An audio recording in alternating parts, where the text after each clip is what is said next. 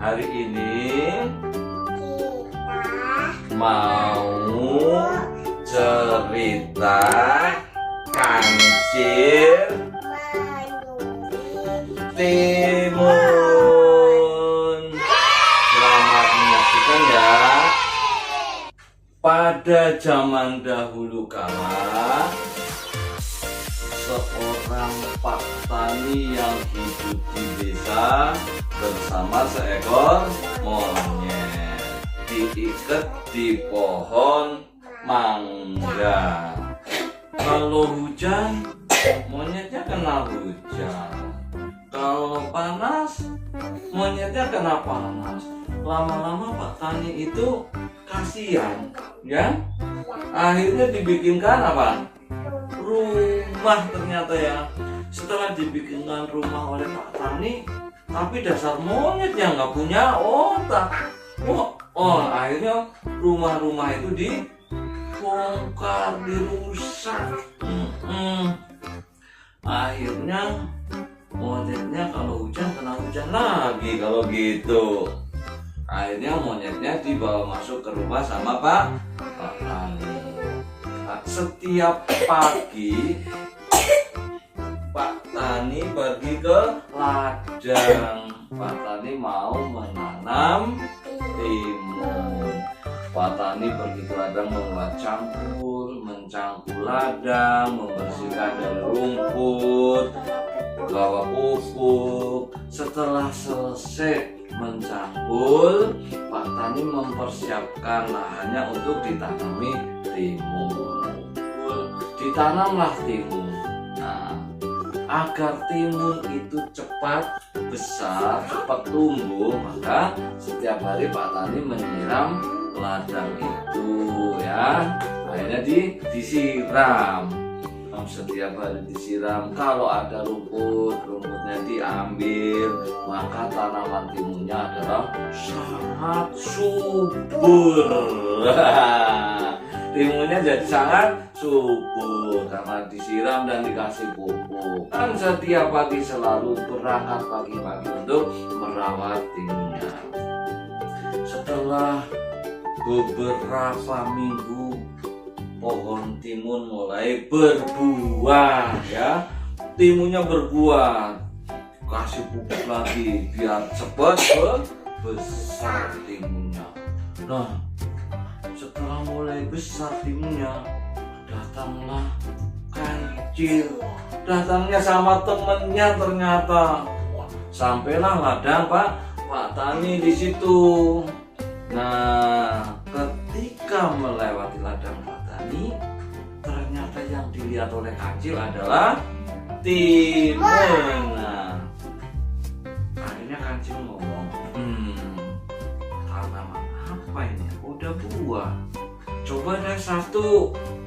Akhirnya Kancil itu mencoba metik satu. Dimakanlah timun itu.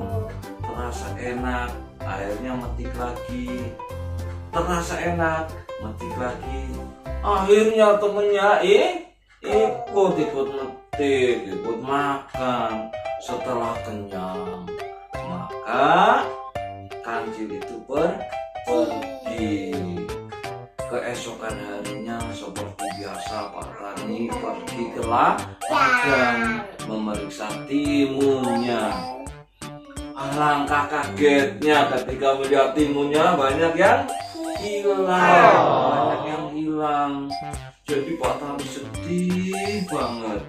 Udah capek tiap hari nyiram timun, ngasih pupuk, buang rumput. Begitu buah, banyak timun yang hilang.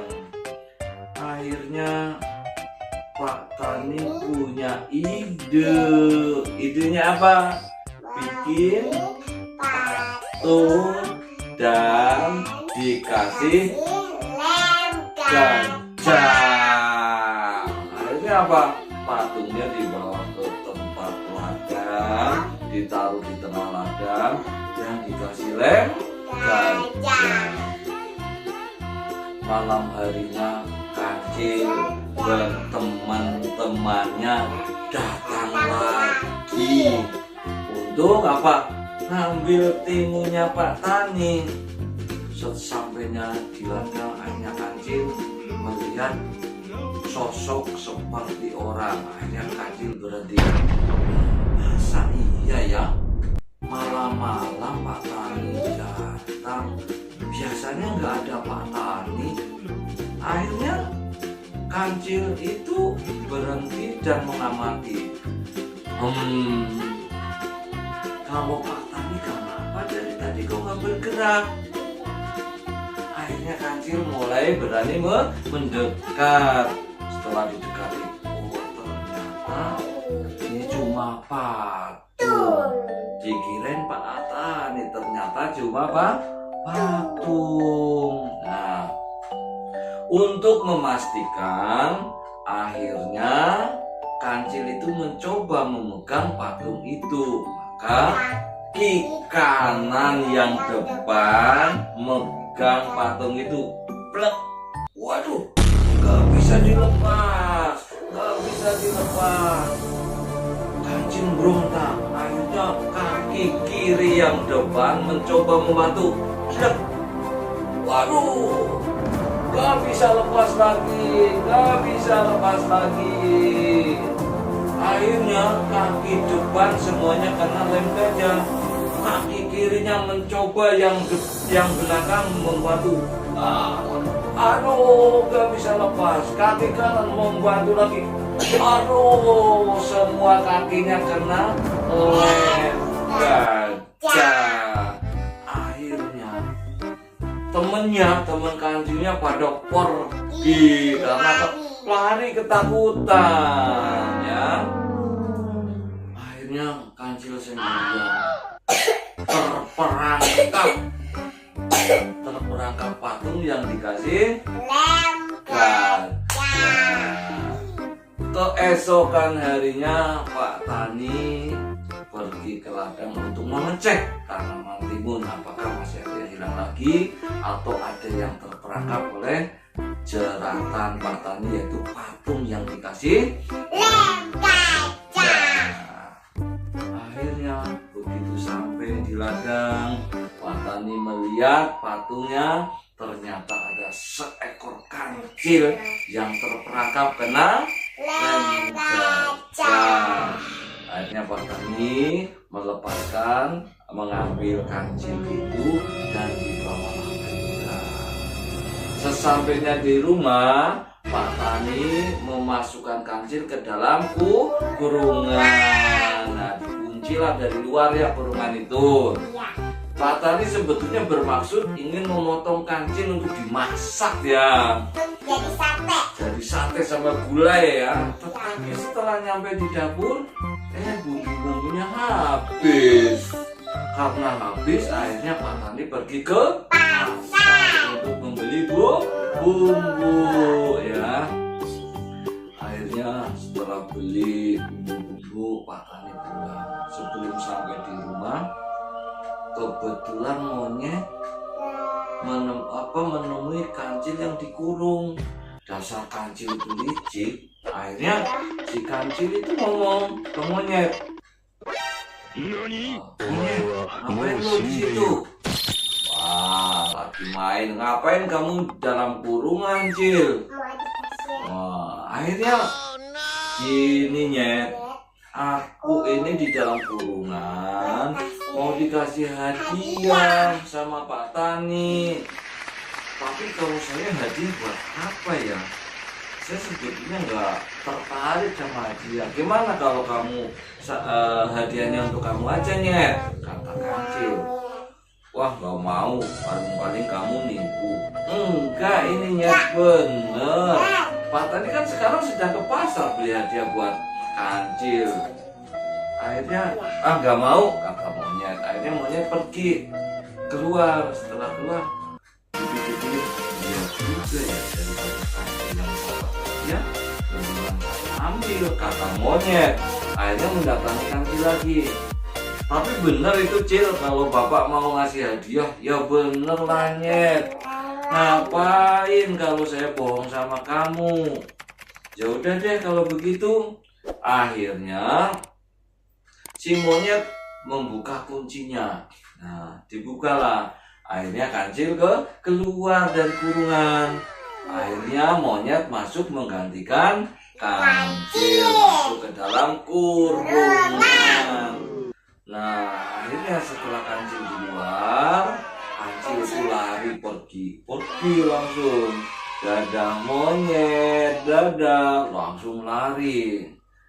Sesampainya di rumah, Pak Tani itu merasa terkejut melihat yang di dalam kurungan ternyata monyet, sementara kancilnya nggak ada. Akhirnya Pak Tani menanyakan, ngapain kamu di dalam kurungan, Nyet?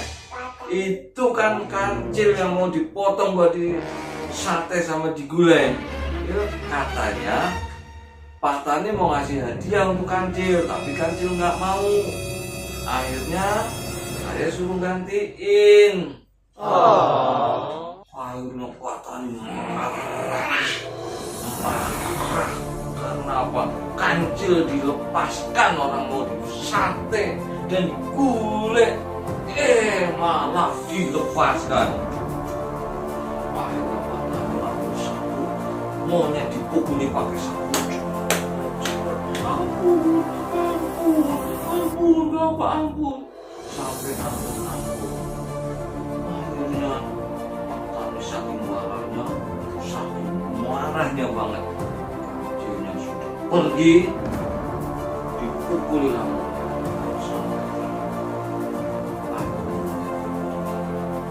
Nah, bagaimana kelanjutan kisah selanjutnya untuk monyet maupun kancil? Kita ikuti untuk episode yang akan datang. Dan pesan moral yang didapat: 1. Janganlah suka mencuri, mengambil barang orang lain.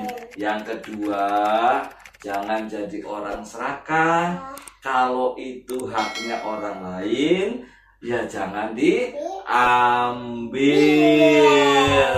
Kalau begitu, siapa yang mencuri timun? Kancil. Siapa yang dihukum Pak Tani? Monyet. Karena apa monyet dipukul sama Pak Tani?